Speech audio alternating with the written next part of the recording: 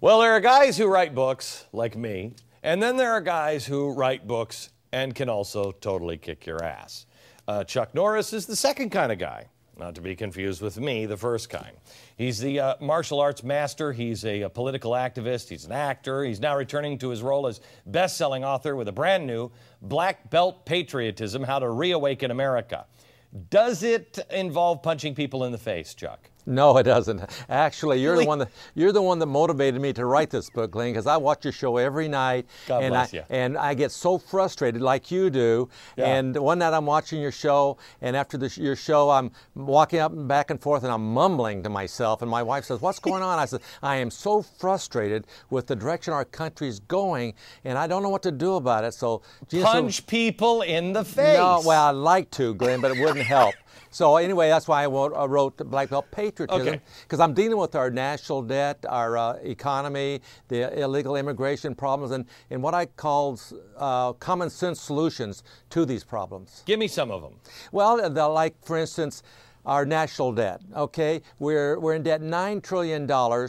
So one Institute for Truth in Accounting says it's closer to $56 trillion. Yeah. And the thing is we got to figure out how to get this under control. And our government, that's what I liked about McCain when he talked the other night. He says we got to bring the power back to the people. And this is what this book's all about, is bringing the power back to the people and taking it away from the government. But you know what? Here's the thing, and that's why. Well, first of all, what do you think of Sarah Palin? I like her. I like her a lot. When I watched her give her speech, and she said, fellow citizens, it was the first time that I've ever seen anybody give a political speech where I thought, oh wow, she is like me. She's not part of that mess. And I think she is. At least she gives me the hope that there's somebody out there that connects with the American people and sees how stupid the people in Washington are being right now. Well, I hope when they get into Washington that they will be able to get the control back to the people. The whole thing is, Glenn, in 2005, over 6,000 taxpayers who make over $250,000 a year paid no taxes. And I think I heard it from you. You know how many pages there are in the IRS tax code? Yeah. 66,498 pages, Yeah. Now, who knows what's in that tax code? The IRS doesn't, but I'll bet you these highfalutin tax accountants do, and they're the ones that are finding all these loopholes in this tax code. Well, let me flip this on its head. About 48% of this country really doesn't. They get more back from the country. From the IRS than they pay in.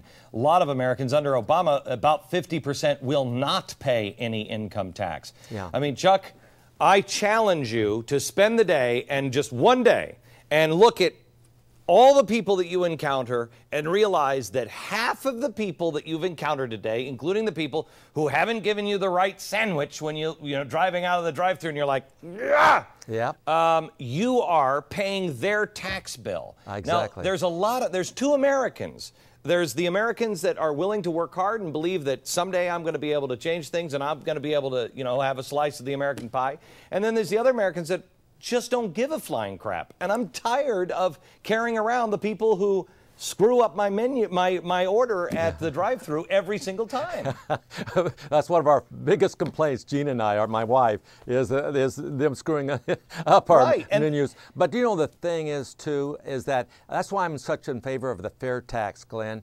The thing is, we got $13 trillion in offshore accounts that people are hiding their money. The thing is, we could bring that back into our economy. The 3 million manufacturing jobs that are outsourced overseas, we can bring all that back. And that's why I supported Huckabee so strongly, because he was a strong supporter of the fair tax. Yeah, the tax system in our country is all upside down. It's ridiculous. Totally upside down. Yeah. And we've got to do something to correct that.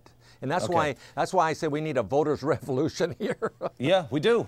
Hopefully, and we're going to get one of these days. Hopefully, it will happen at the ballot box. And if it continues to go the way it has, unfortunately, I think it's going to go in a different direction.